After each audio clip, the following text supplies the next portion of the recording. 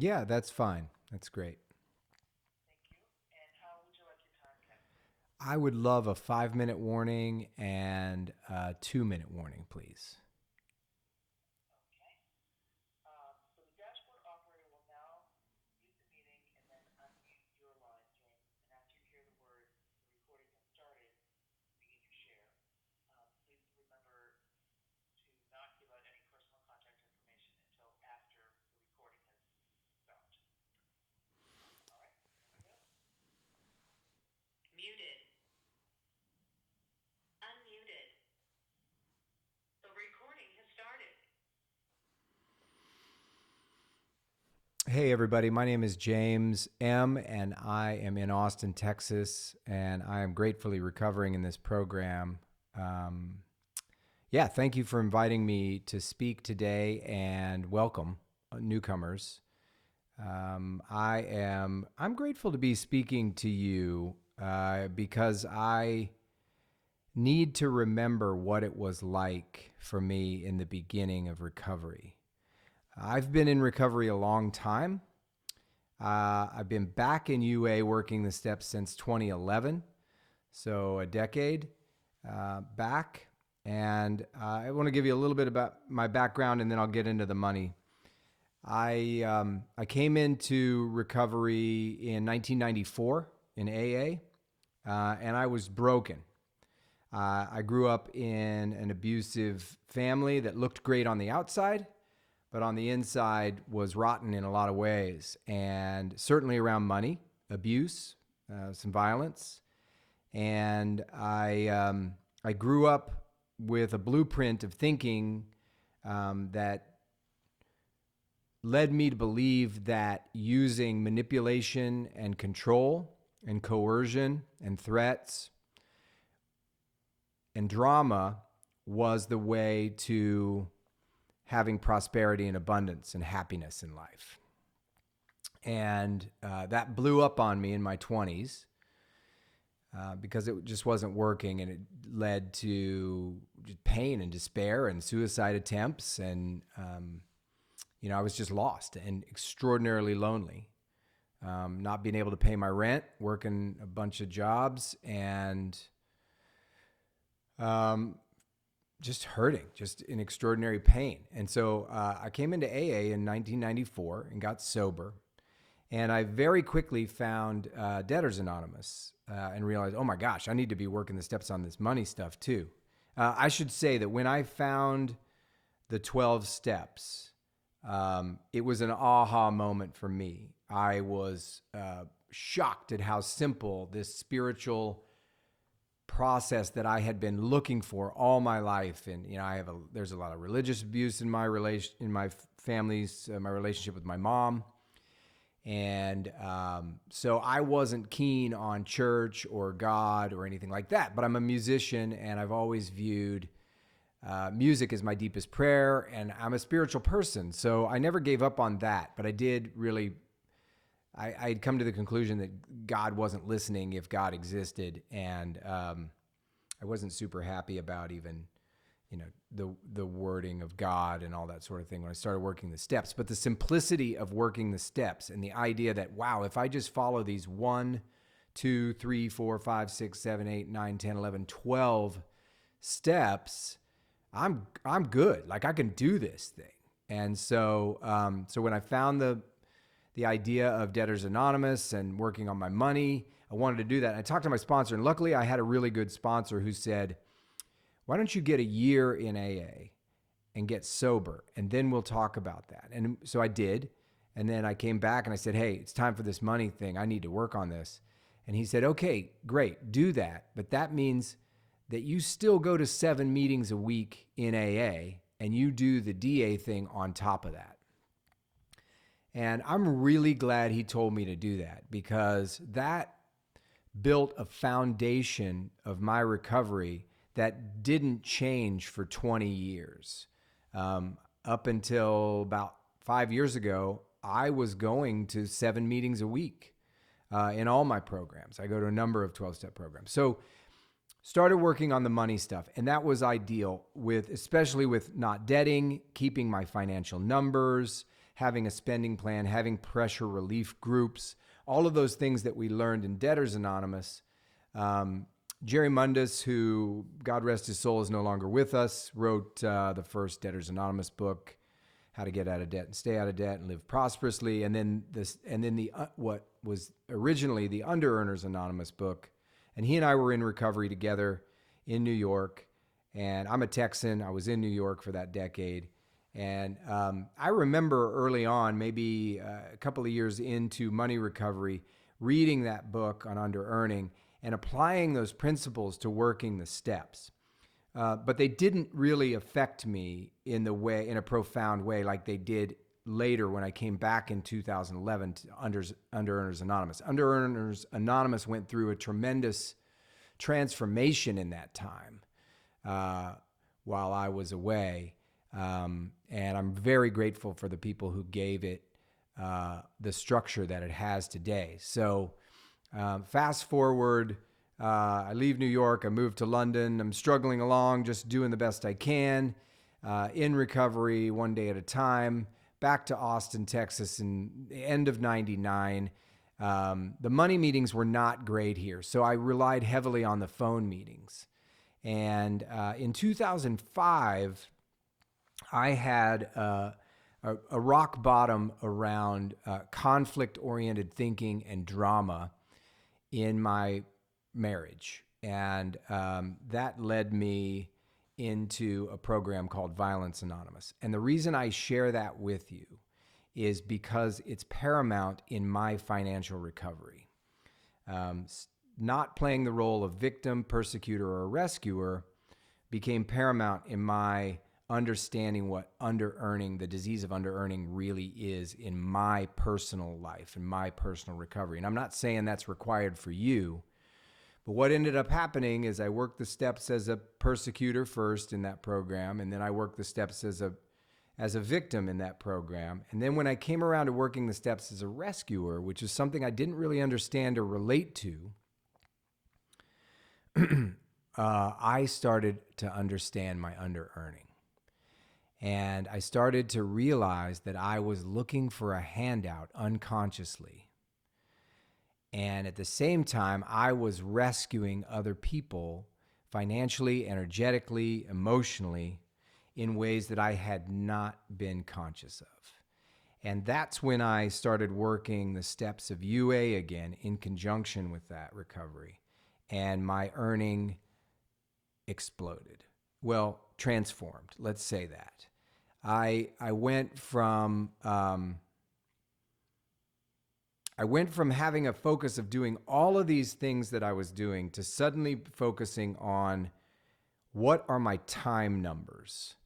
What am I working? What am I utilizing my time for? Now, granted, I already had a real strong foundation in keeping my money numbers, keeping my spending and my spending plans. So if you're not doing that as a beginner, I highly suggest you get your head around that and start doing that, because I couldn't have stopped my under-earning if I didn't know what those numbers were. So I had a good handle on those, and so I was able to simply focus on my time numbers. And I started keeping diligent time numbers. I still do. I have a spreadsheet that I could pull up today with my numbers from 2011 until now on how I work my time. And it's an Excel spreadsheet. It's pretty elaborate.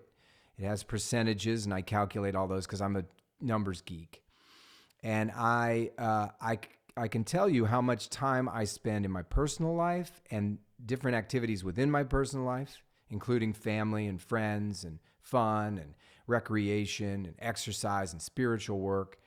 I can tell you how much I sleep, and I can tell you how much I spend in work and the different activities in work, the different projects that I work on. And after a couple of years, I got a pretty good balance where it was pretty close to 33% personal, 33% sleep, and 33% work. And that felt like a balanced life for me. It fluctuates a bit, but it's pretty consistent there now. But what it helped me to do, in the beginning of coming back to UA, what it helped me learn how to do was to focus on those things that are critical path to earning the most money in the least amount of time. I'm going to say that again because to me it's really important to focus on the things that are critical path in earning the most money in the least amount of time. Now, I had one hurdle to overcome in that regard because my dad was not the kind of man that I respected. He was a salesman who would sell anything to anybody and didn't care if it worked or didn't work for them. Once he had their money, that was it. Tough luck. And I thought that I was that kind of person. I thought that I was the kind of person, if I had money, I was going to take advantage of people. And I was, like him, not going to share it with the people around me. I was going to be greedy and self-centered around money. And I had to do a lot of internal work, step work, trauma work around that behavior for me to be able to trust myself that I wasn't going to act out that kind of behavior on other people. And when I came to the conclusion that, wow, I've been working a spiritual program for many years. I'm a spiritual person. I'm all about service and offering value to people in a way that makes their lives better and makes my life better at the same time.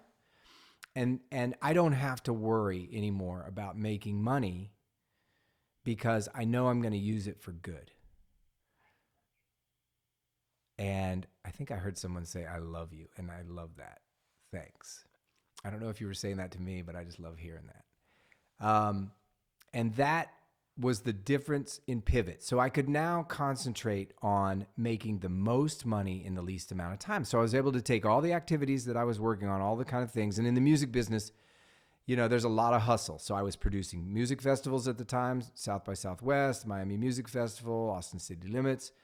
I was teaching music and I was playing gigs and recording and playing on other people's records. And I was able to look at all that income and go, wow, this teaching music is actually making me more money consistently than anything else. I'm going to continue doing all the other things, but I'm going to put my primary focus, my first hours of the day before 11 o'clock in the morning, everything goes towards that. All the organization, selling that, and getting more students in.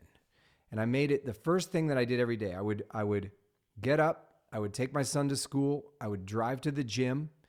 On the way to the gym, I would call Alex, I can say his name now because he's no longer with us either, Alex Dubé from New York DA Recovery, who was my pressure relief person for 25 years before he passed.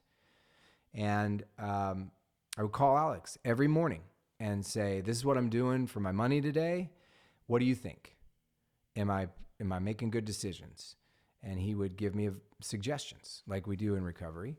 And that's how it went. So I would work out. I would get myself into peak state emotionally, psychologically, physically, so that I was capitalizing on every moment that I had to generate the most money in the least amount of time. And then I would just take tons of actions, as many as I could that day, as much energy as I had, and then move on with the day. And just so I structured my day in kind of three ways. It was, well, let me see if I can remember. I had filling the pipeline as one of my categories on my to-do list. Filling the pipeline.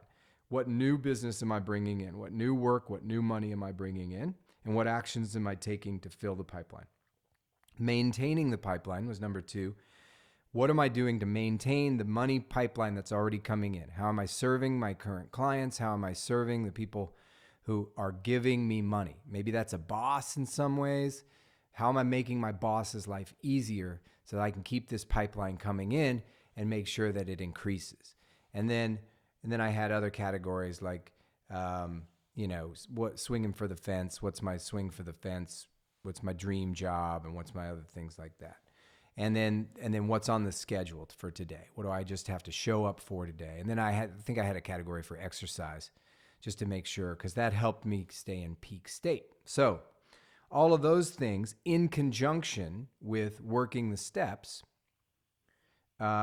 transformed my earning. And I was really able to start focusing on earning. And I made earning a spiritual quest, because everything else that I had focused on in life, the alcoholism, I didn't tell you about this, but I remembered some childhood abuse. So I went to sexual recovery meetings, and And that helped me to make that healing a spiritual quest, and then the violent stuff a spiritual quest. And now it's like, okay, this money has to be earning, and it has to be more of a spiritual thing for me. And so by working the steps again in UA, and I've done so, this is my 4th pass now on the steps again in UA since back in 2011. I just go through them and then I start over. I'm really uncovering some new stuff. I'm coming back around on step 1, and I'm uncovering some new ways that I push away abundance with my limited thinking, my limited beliefs, which are based on my old trauma, my old pain, my old thinking patterns, that I need to protect myself. The world isn't safe, and so I need to have people behave in certain ways so that I'm safe. And by doing so, I'm trying to control situations that I have no control over. And that pushes money and abundance and the joys of life away. And so taking a real good look at those things again in step 1. Thanks. What I want to say about all this stuff and all the way I use the tools, because I've talked a lot about the tools, like keeping our time numbers and the way I categorize my day and the way I take actions.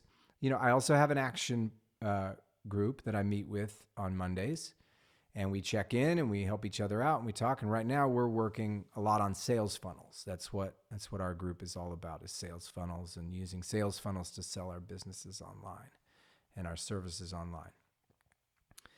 But none of this stuff really works that well without the steps. Like, it works, but the transformation happens in the steps. Every time I see a goal that I'm looking to achieve and I can't get there and I can't get there, and I feel like I'm banging my head on plexiglass, I can see the vision, but I can't get there. And I'm taking action and it's just not happening. I remember, oh, yeah, the transformation is in the steps. And so I change my attention from trying to get the thing to working the steps and having the spiritual transformation. And every time, I just suddenly find myself on the other side of the plexiglass. And I'm like, how did I get here? I don't even know. What happened? I worked the steps. Oh, yeah. Okay. Let's just keep doing that. And so I highly encourage everybody to know this is a beginner's meeting. You get a sponsor. It's harder in the money programs to find sponsors, people with time, people who you relate to, people who have what you want. I recommend just getting somebody on a temporary basis, even if they're not the perfect person, because having someone to guide us through this process is really important. So I recommend that. Sadly, I am totally full and I'm not your person, but I encourage you to find someone who is and who can help you, who you relate to. And, this might not be UA 101, but co-sponsoring, if it's people experienced with it, has worked for me too. I wouldn't suggest co-sponsoring for people who don't know anything about working the 12 steps or anything about this money program. But just having some people to check in with is vital. So the transformation is in the steps. I could go through that process, but honestly, I think I've been talking for quite a lot. What I do want to tell you is that I have transformed my income. By 2018, I was earning 6 times what I was earning when I came in again in 2011. So I have I think I heard somebody, maybe that was 2-minute warning. It was 2 minutes. Okay, thanks. And that came from, like I said, diligently working the steps, diligently working the tools, consistent daily practice, just doing a bit every day, getting to a meeting every day, talking to my sponsor every day, there are 5 things that I do every day. I'm just one of those people. So I go to a meeting. That's 1. I talk to my sponsor. That's 2. I reach out to 2 other people in recovery, find out what's going on with them, let them know what's going on with me. That's 3. I read literature on recovery, and I pray and meditate. Those are the 5 things that I do every day. That's what I learned early back in 1994, and it's worked for me since then. So that's what I do, and I encourage you all to do that too. Hopefully you jotted some of those things down. So meeting, sponsorship, talk to other people in recovery, read some literature, and prayer and meditation. And it was suggested to me to just read 2 pages in something. No more, no less, just to make it simple. So those are the things that I do to stay solvent today and to increase my wealth. And I now have investments. I made, this is not to boast or to, peacock or anything. A lot of people earn a lot more money than this, but this is just to inspire those of you who are really struggling. I made $60,000 in investments last year that I just spent a couple of hours on Fridays figuring out how I was going to invest. Thanks. And so I earned 60 grand. That was more than I was earning when I came back into UA. So there is hope, and we just do it one day at a time. That's it. Thanks.